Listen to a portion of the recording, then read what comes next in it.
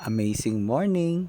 Sep Corpus here. Nakakatuwa, maraming umorder sa atin ng Amazing Pure Organic Barley. Bukod sa side hustle, nakakatuwa rin kasi nakapag-exercise na rin ako. 'Di ba? Dumaan yung mga kainan. Nandyan yung Christmas, nandyan yung New Year. Pero tignan nyo to. From 80 kilos nung last December, sumilip na si 79 kilos. Imagine, napakadali lang talagang sumuko sa mga tukso. Weight loss yung goal ko, tapos kakain lang ako ng marami.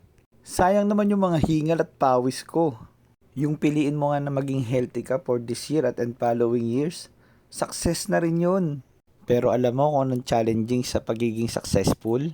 Kahit sa anong field, mapa business, health, or personal development, ang pinakamahirap ay kung paano mo i-maintain yung success na yan. Madalas kasi pag nakuha na natin yung gusto natin, nagre-relax na tayo eh. Or gagawin natin, sasabihin na naman natin, deserve ko to. Which is dapat, disiplinado ka pa rin.